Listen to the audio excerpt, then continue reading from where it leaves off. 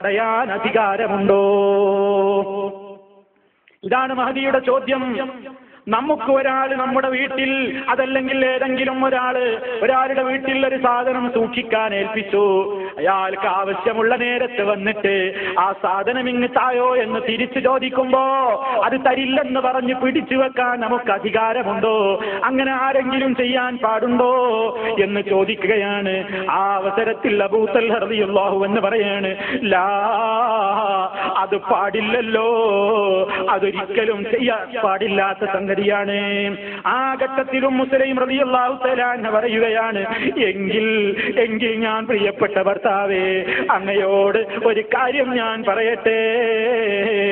അള്ള നമ്മളെ ഏൽപ്പിച്ച നമ്മുടെ മോനെ അള്ള തിരിച്ച് വിളിച്ചിരിക്കുന്നു. അവൻ മരണപ്പെട്ടു പോയിരിക്കുന്നു. അതുകൊണ്ട്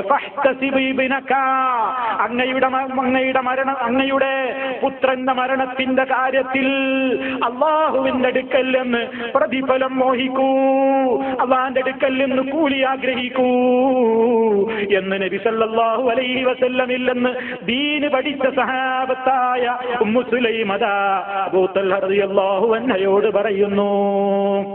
അബൂ തൽഹ റളിയല്ലാഹു അൻഹുവിനോട് പറയുന്നു. അങ്ങനെ ഈ സമയത്ത് അബൂ തൽഹ റളിയല്ലാഹു തആല അൻഹുവിന് വല്ലാത്ത വിഷമമായി. അദ്ദേഹത്തിന് പെട്ടെന്ന് ദേഷ്യം വന്നു. നീ എനിക്ക് ഭക്ഷണം തന്നു, ഈ കാര്യങ്ങളൊക്കെയും നടക്കുന്നത് വരെ നീ എന്നെ എന്തുകൊണ്ട് മൂടിവെച്ചു? അത് ശരിയായില്ലല്ലോ എന്നൊക്കെ അദ്ദേഹത്തിന് സങ്കടം വരികയാണ്. അതാ അപ്പോഴേക്ക് ഫജ്റായി കഴിഞ്ഞു. നബി സല്ലല്ലാഹു അലൈഹി വസല്ലമിന്റെ പള്ളിയിൽ നിന്ന് അതാ ബാങ്കുലി മുഴങ്ങി. അബൂ തൽഹ റളിയല്ലാഹു തആല അൻഹു പള്ളിയിലേക്ക് പോയി. നബി സല്ലല്ലാഹു അലൈഹി വസല്ലമിന്റെ പിന്നിൽ അതാ സുബ്ഹി ജമാഅത്തായിട്ട് നിസ്കരിക്കുന്നു. നിസ്കാരം കഴിഞ്ഞിട്ട് നബി സല്ലല്ലാഹു അലൈഹി വസല്ലമിനോട് അതാ വീട്ടിലുണ്ടായ സർവ്വ കാര്യങ്ങളും പ്രവാചകൻ സല്ലല്ലാഹു അലൈഹി വസല്ലമിനോട് അങ്ങ് പറയുകയാണ്. ആ അവസരത്തിൽ അല്ലാഹുവിന്റെ റസൂൽ പറയുകയാണ്, ബാറക്കല്ലാഹു ഫീ ലൈലതികുമാ, നിങ്ങളുടെ ഈ കഴിഞ്ഞ ഇന്നലെ, നിങ്ങളുടെ ഈ കഴിഞ്ഞ രാത്രിയിൽ അല്ലാഹു നിങ്ങൾക്ക് ബർക്കത്ത് ചൊരിയട്ടെ, ബർക്കത്ത് ധാരാളമായി റബ്ബ് വർഷിക്കട്ടെ. നബി സല്ലല്ലാഹു അലൈഹി വസല്ലം ആ ദമ്പതികൾക്ക് വേണ്ടി ദുആ ചെയ്യുന്നു. അല്ലാഹുവിന്റെ റസൂൽ സല്ലല്ലാഹു അലൈഹി വസല്ലമിന്റെ ദുആ അതൊന്ന് കിട്ടുകയാണെങ്കിൽ, ആ ദുആയൊന്ന് കിട്ടാൻ, ആ ദുആയൊന്ന് കിട്ടിപ്പോയെങ്കിൽ എന്താണ് അതുകൊണ്ട് വരുന്ന നേട്ടം നോക്കൂ.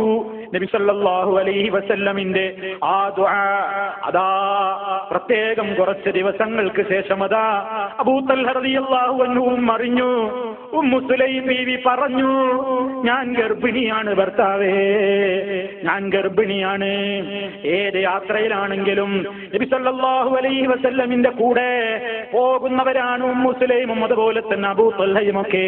അങ്ങനെ ഒരു യാത്രയിലായിരിക്കെ ഉമ്മു സുലൈം റളിയല്ലാഹു അൻഹയ്ക്ക് പ്രസവവേദന വരുന്നു. പ്രസവവേദന വരുന്നു. മദീനത്തെത്തിയിട്ട് പ്രസവിക്കാൻ നേരമില്ല, മുമ്പേ പ്രസവവേദന വരികയാണ്. അതാ അവരുടെ മനസ്സിൽ വിഷമമായി. മദീനത്തെത്തിയിട്ട് അല്ലാഹുവിന്റെ റസൂലിന്റെ അടുക്കൽ നിന്ന് തന്നെ, ആ രാജ്യത്ത് നിന്ന് തന്നെ പ്രസവം നടക്കണം എന്നവർക്ക് മോഹമായി. ആ തുടങ്ങിയ പ്രസവവേദന അവരുടെ മനസ്സിന്റെ ആഗ്രഹം പോലെ തൽക്കാലത്തേക്ക് ആ വേദന ശമിക്കുന്നു.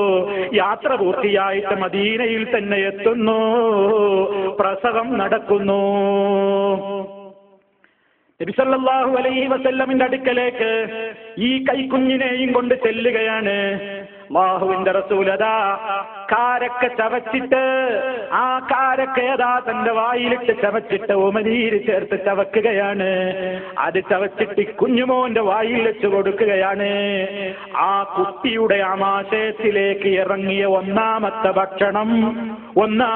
ഭക്ഷണം റീഖു റസൂലില്ലാഹി സല്ലല്ലാഹു അലൈഹി വസല്ലം, അല്ലാഹുവിന്റെ റസൂലിന്റെ പവിത്രമായ ഉമിനീര് കലർന്ന കാരക്കയാണ്.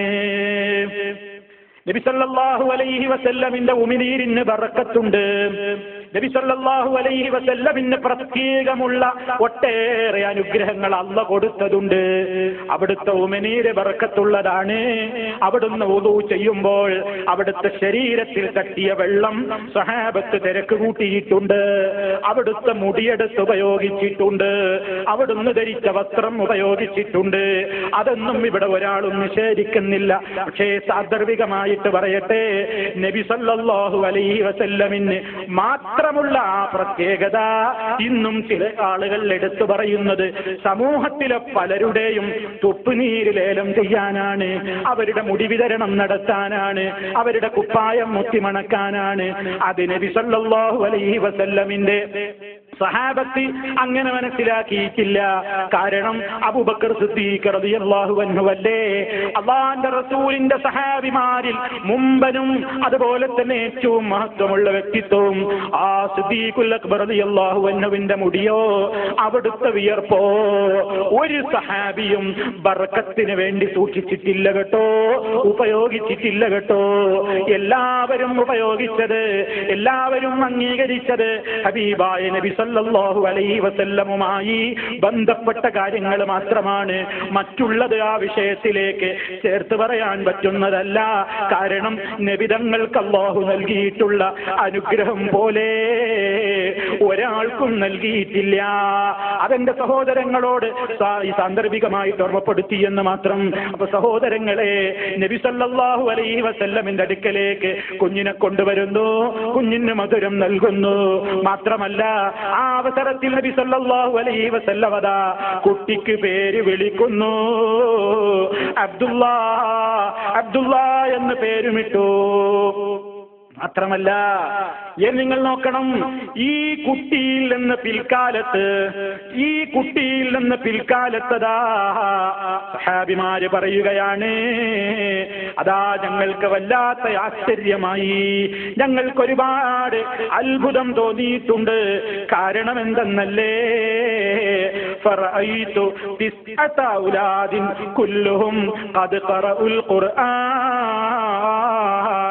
ഞാൻ കാണുകയുണ്ടായി. എന്താണ് കണ്ടത്? തിസ്അത ഔലാദ്, 9 ആൺകുട്ടികളാണ്.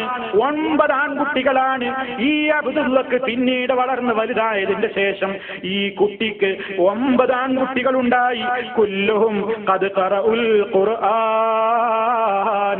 എല്ലാവരും നല്ല ഖുർആൻ മനഃപ്പാഠമുള്ള, ഖുർആൻ പഠിച്ചിട്ടുള്ള നല്ല വലിയ പണ്ഡിതന്മാരായ 9 ആളെയാണ് ഈ കുട്ടിക്ക് അല്ലാഹു പിന്നീട് കൊടുത്തതെന്ന് വരുമ്പോ ക്ഷമിക്കാനുള്ള പുണ്യം എത്രയാണ്, സഹനത്തിന്റെ പുണ്യം എത്രയാണ്.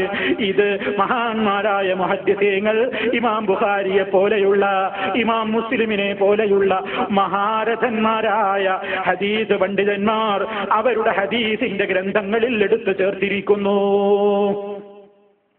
അപ്പൊ ക്ഷമയുടെയും സഹനത്തിന്റെയും ഒക്കെ പ്രതിഫലം ഇന്ന് കിട്ടിയില്ലെങ്കിലും അതെപ്പോഴാണ് സംഭവിക്കുക എന്ന് നമുക്കറിയില്ല. നമുക്കൊരു കാര്യമുണ്ടായി കഴിഞ്ഞാൽ അതുകൊണ്ടൊരാപത്താണ് തൽക്കാലം ഉണ്ടായതെങ്കിലും ആ ആപത്ത് കൊണ്ടുണ്ടാകുന്ന നേട്ടം ഒരുപക്ഷെ കുറെ കാലങ്ങൾക്ക് ശേഷമായിരിക്കാം. അത് പെട്ടെന്ന് കിട്ടിക്കൊള്ളണമെന്നില്ല. ഒരു 10 കൊല്ലങ്ങൾക്ക് ശേഷമാവാം, 20 കൊല്ലങ്ങൾക്ക് ശേഷമാവാം. കേട്ടിട്ടില്ലേ, യഅ്ഖൂബ് നബി അലൈഹിസ്സലാത്തു വസ്സലാമിന്റെ പ്രിയപ്പെട്ട മോൻ യൂസുഫ് അലൈഹിസ്സലാമിനെ സഹോദരങ്ങൾ കൊണ്ടുപോയി കിണറ്റിലിട്ടില്ലേ? ആ കഥനത്തിന്റെ ഭാരം, ആ സങ്കടം യഅ്ഖൂബ് നബി അലൈഹിസ്സലാത്തു വസ്സലാം അല്ലാഹുവിനോട് പങ്കുവെച്ചില്ലേ? ഇന്നമാ അശ്കൂ ബസ്സീ വഹുസ്നി ഇലല്ലാഹ്. എന്റെ എല്ലാ സങ്കടങ്ങളും എന്റെ എല്ലാ വിഷമങ്ങളും ഞാൻ എന്റെ റബ്ബിനോട് മാത്രം പരാതിപ്പെടുന്നു. അങ്ങനെ സഹിച്ചു കഴിഞ്ഞപ്പോ ആ സഹനത്തിന്റെ ഫലം, ആ സഹനത്തിന്റെ ഗുണം പെട്ടെന്ന് സംഭവിച്ചോ? ഇല്ലല്ലോ.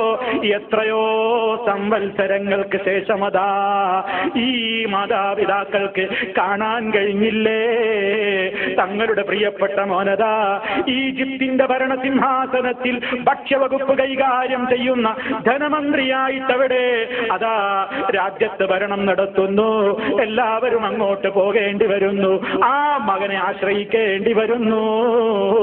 ആ ക്ഷമയുടെയും സഹനത്തിന്റെയും ഒക്കെ ഫലം പെട്ടെന്ന് കണ്ടുകൊള്ളണമെന്നില്ല എന്നാണ് ഈ ചരിത്രങ്ങളിലൂടെയൊക്കെ എന്നെയും എന്റെ പ്രിയപ്പെട്ടവരെയും ഞാൻ സൂചിപ്പിക്കുന്നത്. അപ്പൊ സഹോദരങ്ങളെ, സഹിച്ചാലും ക്ഷമിച്ചാലും ഒക്കെ അതിന്റെ പ്രതിഫലം അങ്ങ് പെട്ടെന്ന് കിട്ടിക്കൊള്ളണമെന്നില്ല. പെട്ടെന്ന്